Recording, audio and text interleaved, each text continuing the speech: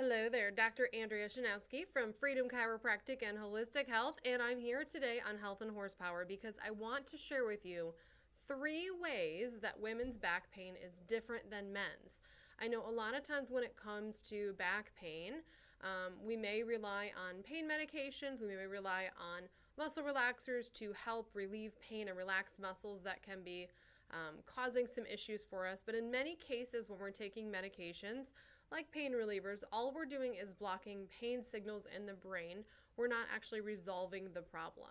When we're taking muscle relaxers, that may relax the muscles that are actually spasming to protect the joint that's injured. So I want to talk a little bit more about women specifically because I think there is a lot of confusion as to why women's bodies should be treated differently. And I think it's really important to understand that there are not only anatomical differences, but there are a couple other factors that make women's back pain different and also should change treatment options.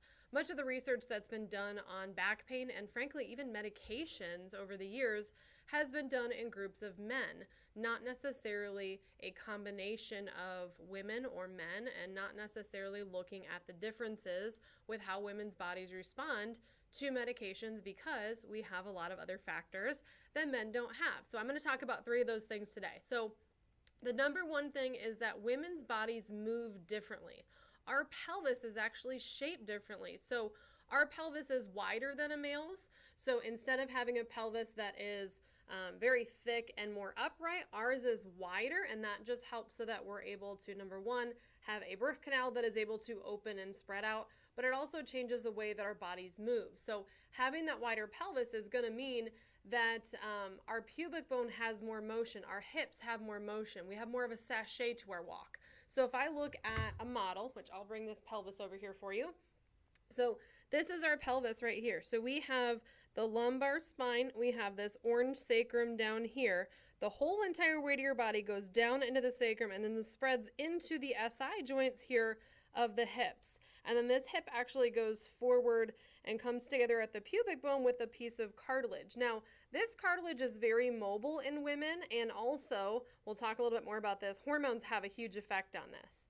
But when we look at how women's bodies move, they have more of a sachet because typically they are wider. So if we look at this model here, this is actually a male pelvis. So you can see it's more upright, it's big and bulky, but a women's pelvis would be wider and thinner and a little bit more delicate. And because of that motion change, that's going to change, number one, like I said, how the joints move, but how we rely on muscles, as well as how much motion and effort is involved in how we move. So number one thing that women's body is different and why we should treat it differently is because it moves differently, relies on different muscles, and moves in different planes of motion. So not only does it sachet more side to side, we have more up and down motion as we're relying upon those muscles to turn that.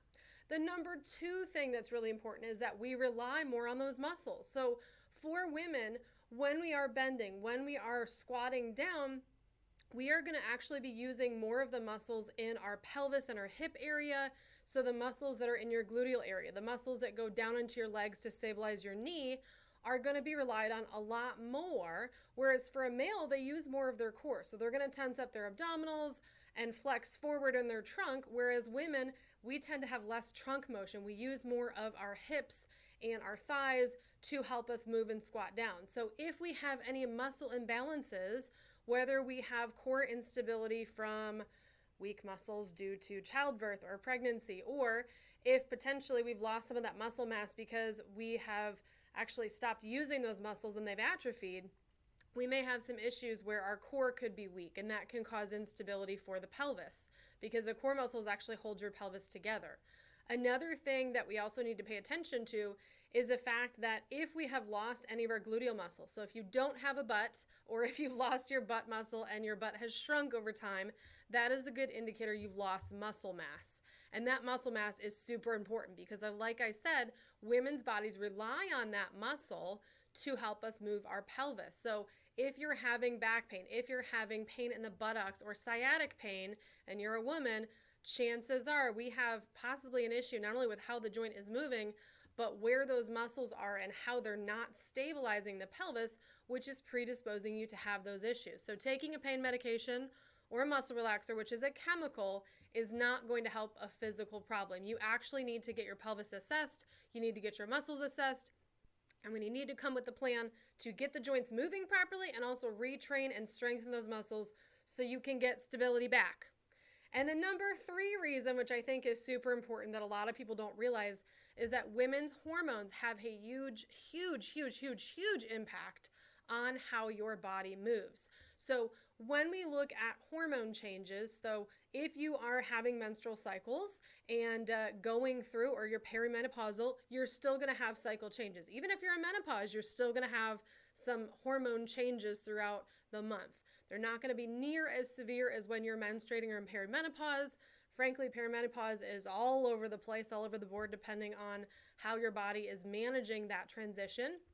But when we have those hormonal changes, so typically when you're menstruating, you're going to have the largest changes around ovulation time and then until you start your period. So if you tend to have back pain about a week and a half to 2 weeks before your period, there's a good chance that those hormones, as they're changing, are actually causing your ligaments to become lax. That means that you have more flexibility, more motion in your joints.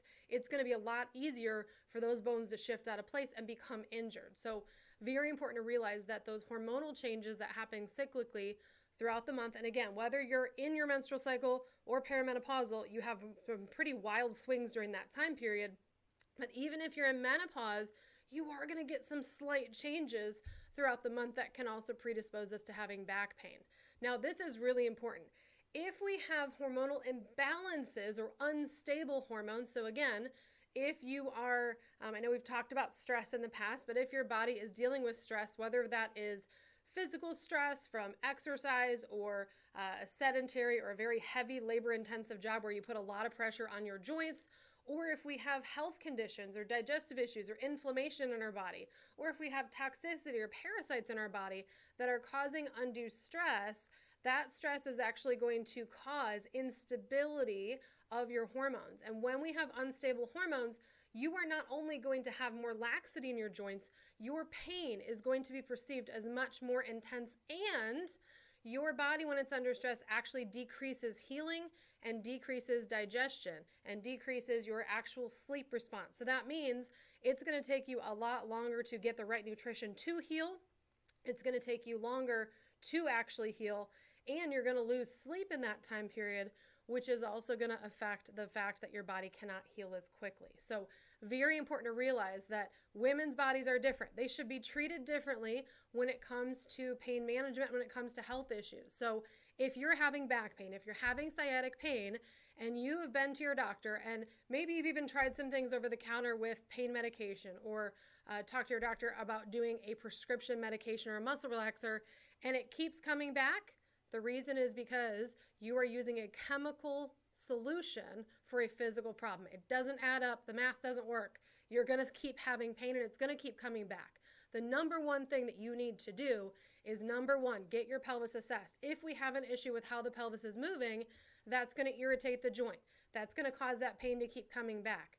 If you have muscle imbalances, that's going to make that pain come back a lot faster, and a lot of times can actually worsen over time. So if you had back pain previously and now you're starting to see some pain in your buttocks or sciatic pain that comes and goes, chances are you've got a muscle instability.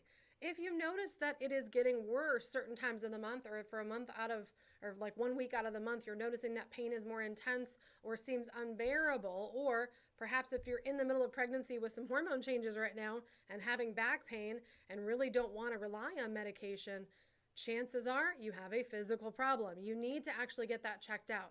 In my office, I am a chiropractor, I am a holistic healthcare provider. So that means that I not only address the joints, I address the muscles, I also address digestion, and even in some cases, if we do have that hormone imbalance going on, I even offer lab testing so we can get to the root cause of what is going on, correct that, so we can get rid of the problem and keep it gone so you can get long-term relief. If you'd like more information about how it can help you with back pain, you can check out our website, freedompeoria.org, or you can also give our office a call, 309-689-6200. Have a great Wellness Wednesday, and we'll see you next week.